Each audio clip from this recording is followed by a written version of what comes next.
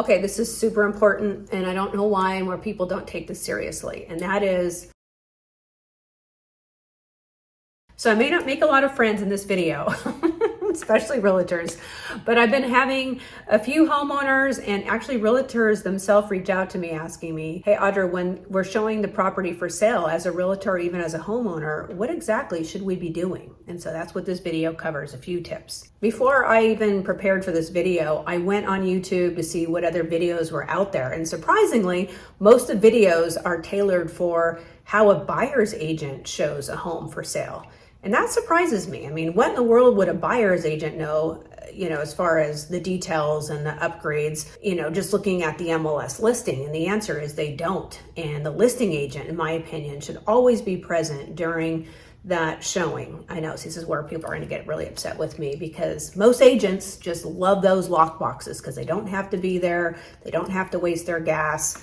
I know I'm getting a lot of hate vibes right now. It's a lot of effort when you're a listing agent showing private showings over and over and over again. So I'm going to share with you in this video what's worked for me and what I do for my clients. You may agree, you may disagree, but the market's changing, and in my opinion, you also have to adapt. A lot of you may or may not know this, but the buyer's agent in real estate may not exist. Like in Europe and I think it's Australia, they have just the listing agent that negotiates with the buyer. There's a lot of reasons for that. This is not what this video is about. If you're a listing agent or a homeowner preparing for that showing, I would recommend the listing agent get there 15-20 minutes early. Make sure the house is spotless. So we always like to open the doors and the windows, get some breeze in there, get rid of those personal smells. And it takes a while for that. That's why you need to get there early. And homeowners also prepare, like the buyer is going to be 15-20 minutes early as well. So get out of the house and make sure the house looks beautiful. Toilet lids are down, counters are wiped off, toothbrushes are in the appropriate places. And once again, a few videos, a link down below that I think will be helpful. But prepare for your buyers to be early, and also prepare the house. It's probably the most important thing when showing the property. And by the way, for you homeowners out there, not all listing agents show the properties themselves. So you need to take that extra step to make sure the property shows beautifully. And for those homeowners that are dealing with agents that are not showing the property themselves, meaning the agents don't show up, they don't meet the buyer, the buyer's agent there, then I would make sure that you ask your agent to screen everybody that comes to the property. Because I've seen this over and over again, where these agents put the lockbox on the front of the house, which I never recommend a lockbox on the front of the house. We want to put it on the back or somewhere where people can't see for safety reasons. But they just tell all buyers, anybody that wants to see it, to go direct to the property, and they give you a call, and you have to get out of your house 100 times, and probably more than likely the majority of the people that are coming through your house are not qualified to buy your property. So you need to make sure your agent is screening those buyers before they come into the property, meaning that they have the ability to purchase and have the desire and interest to buy in the short term, not like 2 years from now, right? So screen your buyers. So let's talk about lockbox. Okay, I hate lockboxes. I flippin' hate them. First of all, when you get to the lockbox, we have a super box out here in California. Your phone has to connect. You're sitting there waiting to open the door. Sometimes the keys don't work. It's a pain in the neck. And then, the lights aren't turned on if you're showing the property. It smells dingy in there. And if it's a vacant property, there's been a lot of people through, so it's dirty. So oftentimes when the lockbox is the primary reason, or I should say purpose, to an access point into the property, it can, in my opinion, be neglected, meaning the house itself. And as a listing agent, you should be on top of that. Like whether you have a cleaning service come in once a week, and I see these big fancy agents that have like 40 houses that are listed and they're all on lockbox. I've shown a couple of these homes and they show horribly because it's musty in there. You should definitely have someone make sure, whether it be the homeowner or someone on your team if you're a realtor, make sure that property is cleaned on a regular basis. And when there are showing appointments, that the property is I just say properly prepared to show it in its best light. And if you're not doing that as an agent, or even as a homeowner, if you're not taking those extra steps, you're hurting yourself. Presentation is really key when you're showing the property. Now, most buyers and buyer's agents don't want to come to a property with a listing agent that's being too pushy and overselling a house. We've all been there. We know what that feels like. It's like going to, a used cars lot and salesman's just overkilling it. Okay, so you got to be real careful. There's a balance there, and honestly, experience, I should say with experience, you'll get this down pat. But a helpful tip that I always like to give some of the realtors out there, or some of the homeowners that are selling their property themselves, is you ask permission. You ask the buyer and the buyer's agent if you could give them a quick tour, or you just say, would you mind if I give you a few key features about the property that I think really set it apart from its competition. And every time you ask for permission, the buyer and the buyer's agent goes, yes, of course, sure. Or you say, hey, do you mind if I give you a quick sales pitch? I'm just trying to do my job. I just want to make sure you understand what's important and how this property stands out. Every time they will agree, I promise you.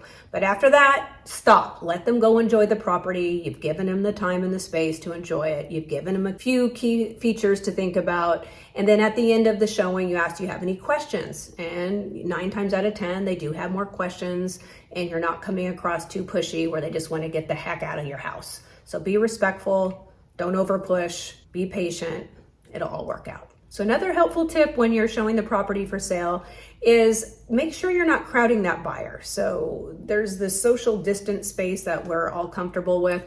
I would almost back up when I'm talking to them. I will come into my listing, you back up so they have to approach you. It's psychological. Also, whenever I'm showing properties, I always take my shoes off. I highly recommend that you do too, for a lot of reasons. But also, it's a presence of being smaller. This sounds silly, but when I'm showing a property, I always like to back up against the wall. I don't want to be in the middle of the room. It makes the room look too crowded. Let them have the space to move around the room freely. Don't get in the middle of the room yourself. Let them take that space. And when they're looking at the kitchen, you go to the back wall, so it makes you look like far away, and it actually makes the room look bigger, especially when your shoes are off and you're not wearing heels. I know it's an optical illusion, but it really does seem to help. I know that's a minor little tip, but it's worked for me in the past. Okay, if you are showing a property and you're a realtor or a homeowner ready to, show your own property, if that's your responsibility. Okay, this is super important, and I don't know why and where people don't take this seriously, and that is dress for success. This is a professional job. We are not coming off, the beach. We dress in professional attire. And when I've talked to agents in the past, they tell me, oh, Audra, I can't dress all fancy like you. I don't have the money. Baloney, okay? A white button-down shirt. I don't even care if you wear jeans, wear a black belt and some type of black shoes. You're good, okay? But let's not dress in t-shirts and shorts.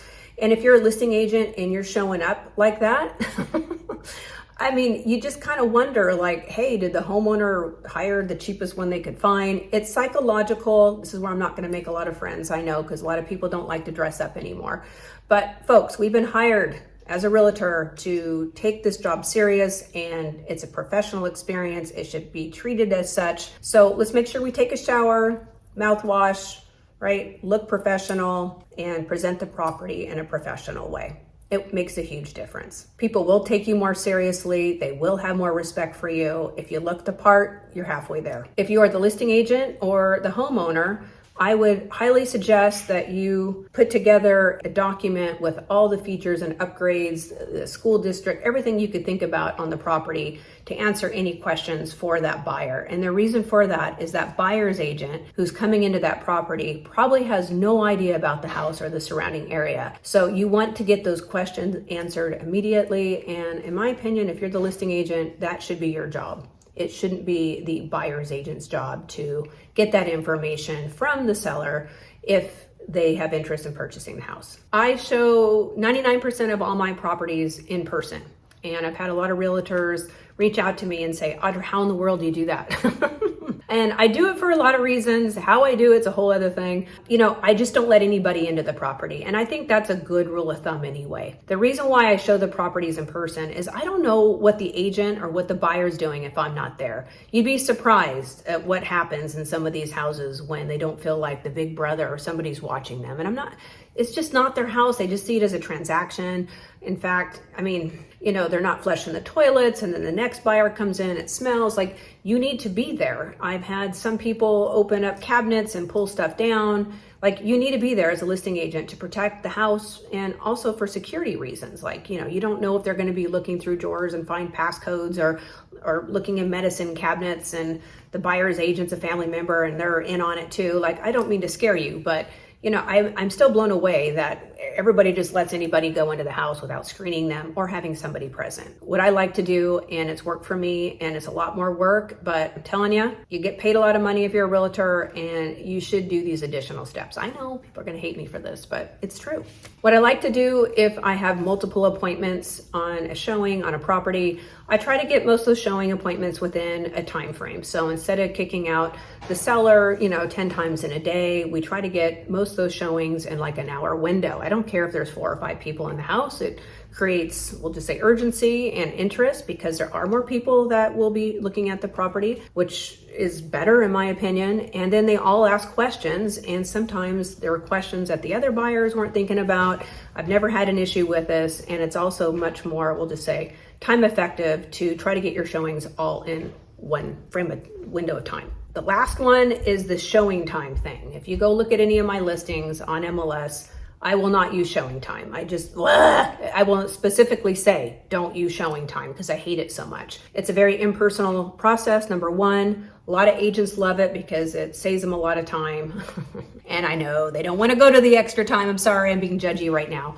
But once again, that showing time, for those of you that don't know what this is, it's you can log on to MLS, make an appointment, schedule an appointment. You're not talking to the agent. That agent doesn't know if, in fact, that buyer is a legitimate buyer. When I'm showing my properties, I like to call the buyer, make sure that time frame works for them, and I like to give them some information about the buyer as well. If you don't have any information about that buyer as a listing agent and you're asking for a showing appointment, like, shame on you. Like, you know, your job should be screening everybody that comes into that property. I'm gonna beat a dead horse here. As a listing agent, you should know who's going into that house, and quite frankly, you should be there. But if you're not, you should at least know the agent is licensed, bonded, and insured and has the right credentials to show the property. I've had several people reach out to me, ask for, you know, a showing, and they're not even a licensed realtor. They're posing as one. So be careful with that, okay? So if you're hiring a real estate agent, or if you're a new agent, understand that this listing bit isn't over when you put it on MLS. You're gonna have a lot more success. You're gonna have a better relationship with your clients and your homeowners if you go that extra step and show those properties in person and give the proper feedback and present the house in a good light. Final tip, for those of you who are still watching, I'm sure I'm annoying a lot of people here, especially those listing agents, but final tip is every single time you show that property, you call the homeowner, okay?